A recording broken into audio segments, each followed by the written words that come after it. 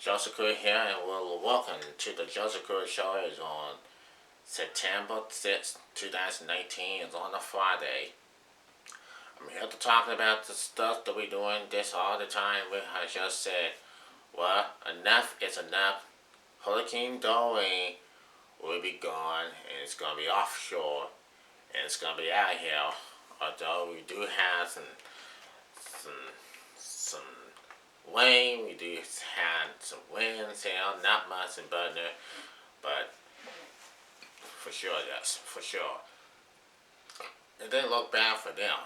No, it did not look bad for them for everything that goes up, but what goes around comes around.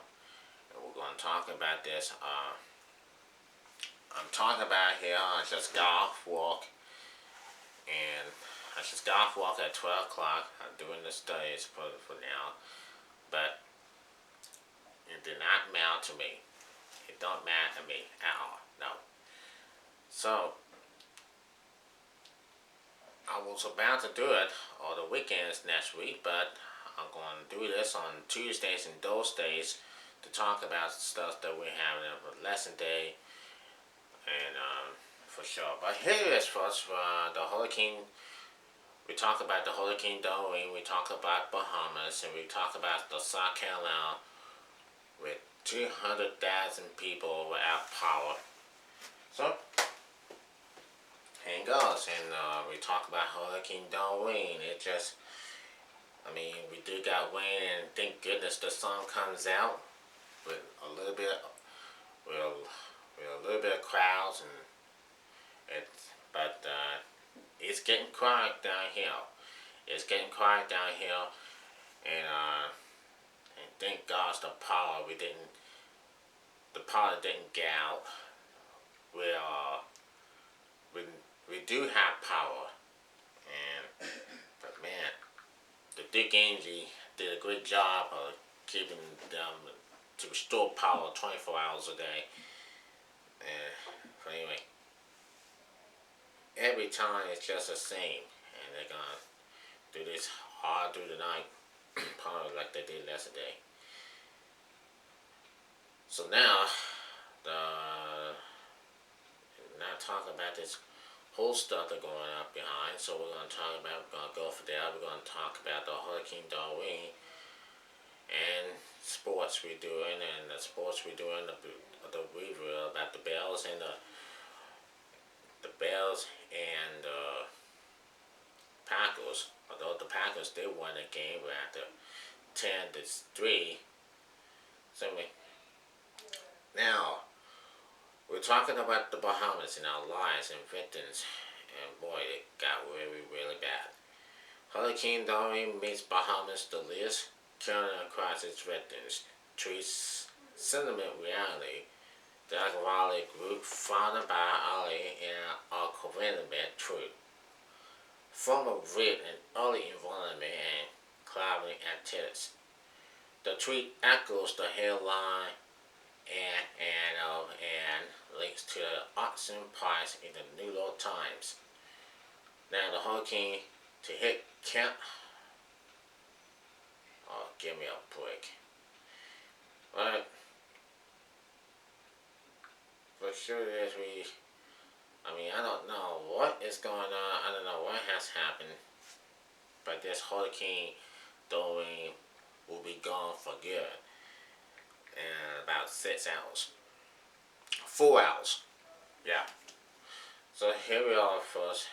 The Hurricane Dorian is the storm that continues, and then we had an update.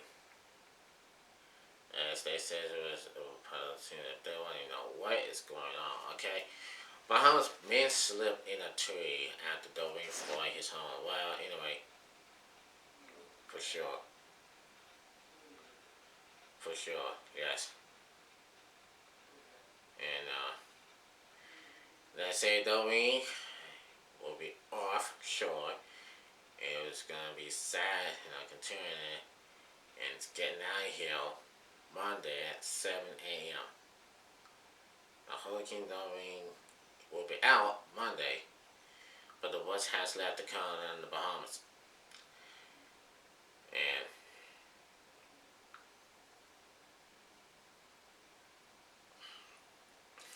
yeah,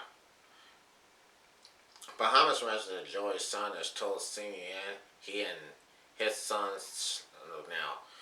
The Bahamas resident Joey Saunders told CNN he and his son slept in trees for 2 days after Hurricane Dorian destroyed their home with flood waters.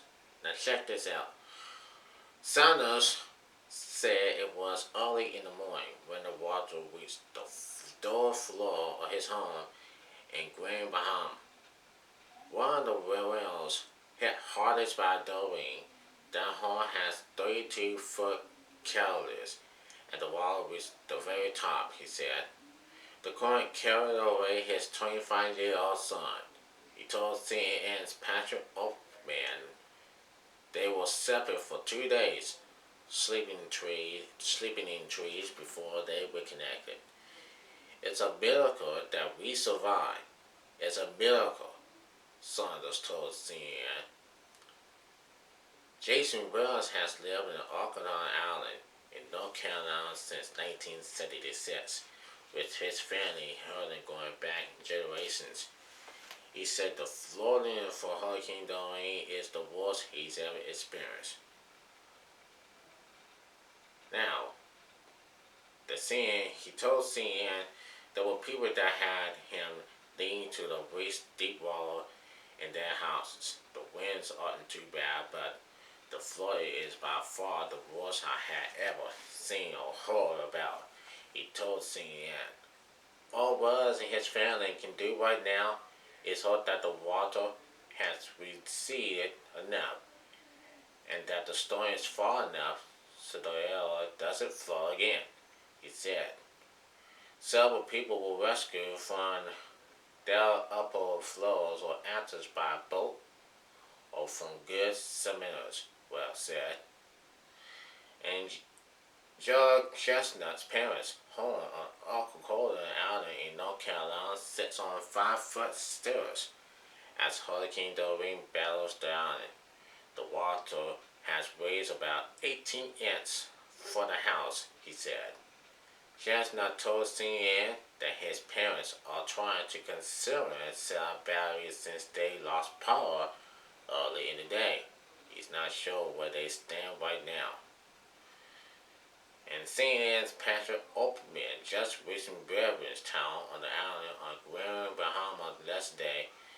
The water has been too high until they to reach the town, which was devastated by Hurricane Dorian. Entire stretch of that space was swept away in the storm, turning the boards into pieces. It has just isolated and torn off sections of boards whole houses, he said. Now, Sean Corey, the age of 37, has spent the past 4 days living in absolute panic, unsure whether his family on Little Oscar in the Bahamas has survived Hurricane Dorian. The incident was involving Dalston when Corey finally heard from his brother, Roughly. He shared details of the destruction Dorian has inflicted on his community. Wilfred Corey and his father were intending to gather food and water from Mars Harbor when their trip was disrupted by flood waters that had destroyed the main bridge connecting their home in Canada Harbor and Costa and the gathering of the Greater Island. Corey said, Dorian has disconnected the northern Bahamas, annually lost over the wind for days. Yeah, told Friday morning was dirty. I heard their voice and get clear indicating that they were alive. It was a feeling that Dorian's relief, Corey said in a phone call for Philadelphia when he left. It was almost like a wing had been left. Corey's family was ultimately able to cross over the coastal storm using a boat, but that hasn't stopped him from warning about their access to supplies. Corey hopes to visit them next week.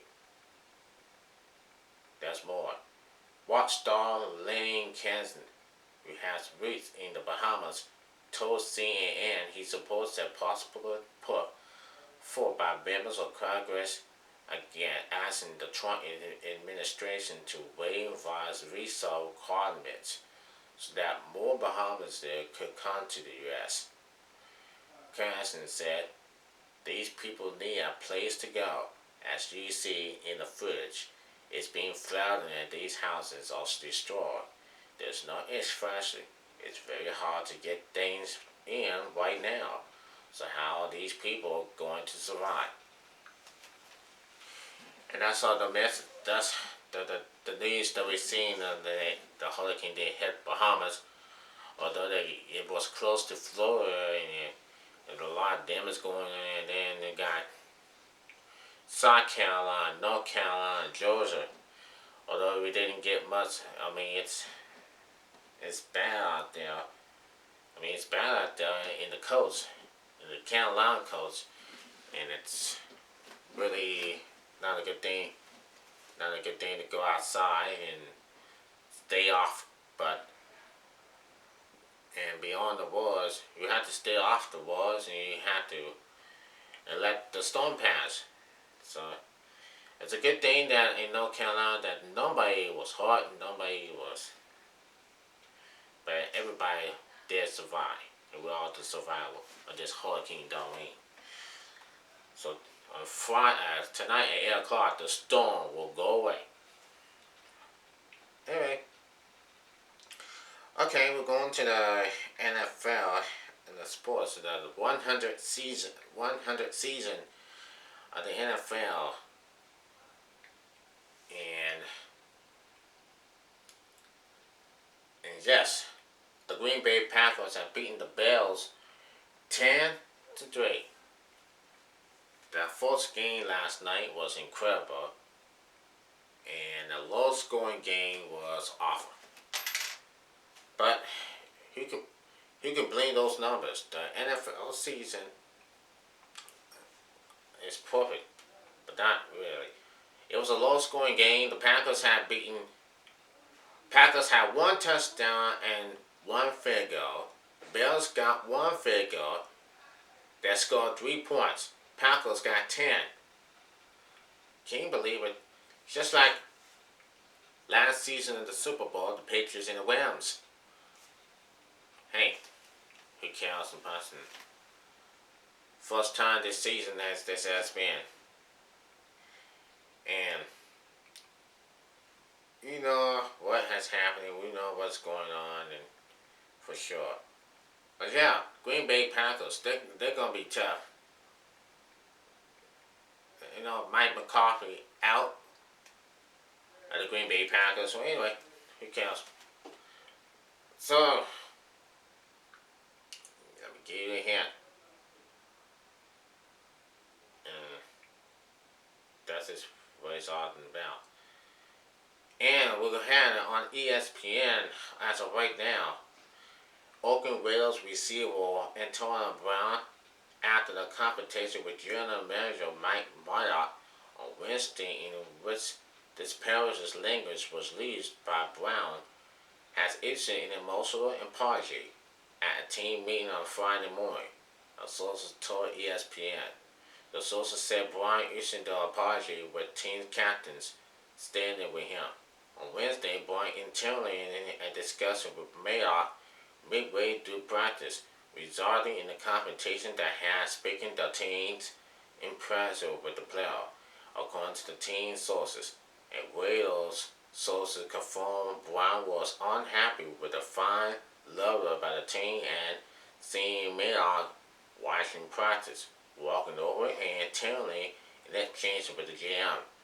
The Raiders sources confirmed information from another league sources who said Brown called Murdoch a cracker and unleashing bursts of curse words during the interaction. The team sources that says Murdoch tried to keep his cool and defused the situation. Murdoch was like, I'm cool. I understand your displeasure. The sources said Murdoch showed just like just walk away because he saw it escalate. The sources stressed the confrontation escalate quickly, but it never happened. But it never appeared to be getting physical, and players, including linebacker Vincent Brunson, attempt to separate Brown from the situation in order to calm him down. This leads to the team planning to suspend Brown, according to ESPN Alice Shatter. The sources say it appeals Brown and how read the letter about the fine, which he posted on Instagram before practice, and was angry to begin with. When he saw Mayock, he was like, I can't address it. The team source said, the waiter source said of Brown, nobody works as hard, nobody loves the game as much. But it seems like there is something that is distracting him from his love that he can't control. Okay, that he can't control. Now, Brown said that I had a letter for the press conference this morning. I'm emotional about it. I hope you understand why. I think I love this guy. I think internally is a great receiver, and deep down I think he's a really good guy. So I'm frustrated. I'm not going to say anything more about it, or it all works out. But I don't have anything official to say anything about until I get all facts. And that's what we're going to do.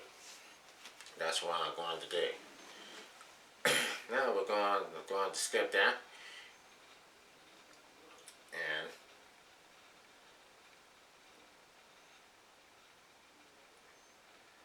in the letter, Mayock informed Brian that he was briefly fined $13,950 for missing and walked during October to August 22nd and unexcused absence.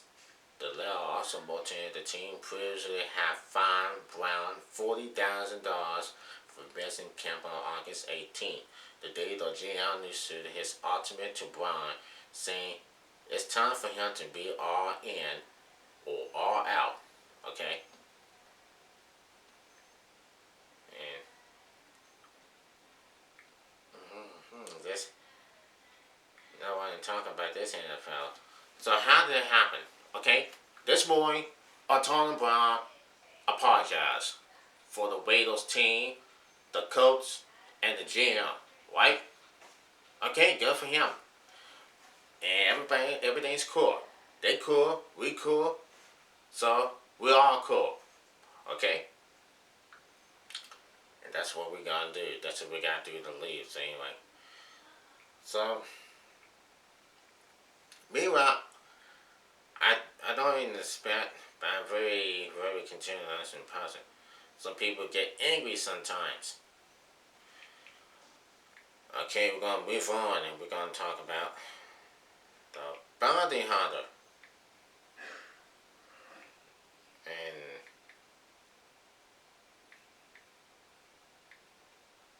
the bounty hunter of this time, so anyway. So we talk about the bounty hunter and you gotta check this out.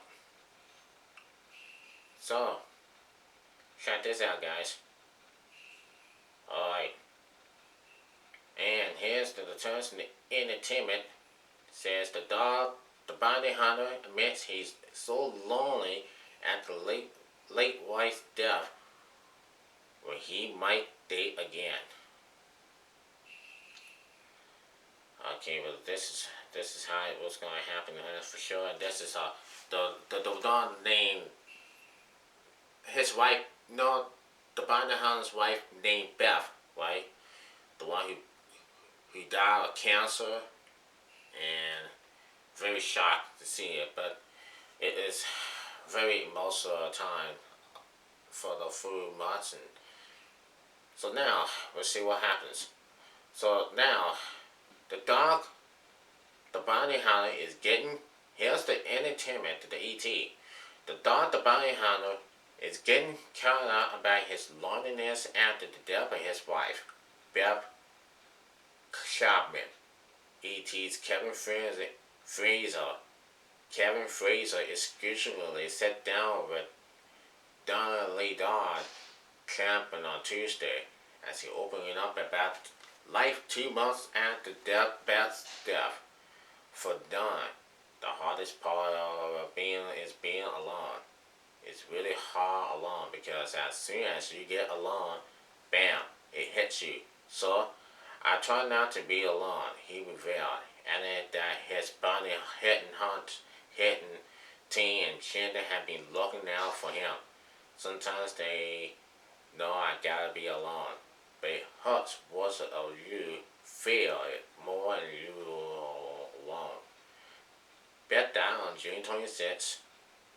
That was 2 months ago, following her battle with cancer. She was 51. Her fight against the disease will be community on Diane's new series, Dogs Most Wanted, despite Diane's concerns. She goes, "Listen, I'm showing it. Big Daddy," he recalled, "it wasn't me that wanted to show some of the stuff. Some of the stuff she let down to the room to see. I was completely flabbergasted, and I never spoke to her about it because I didn't want to get her upset. But I was stand back and watch behind the camera, when the camera was pointing and thinking, dear gods, I will not do this. There's no way I would have done that. I would have, you know.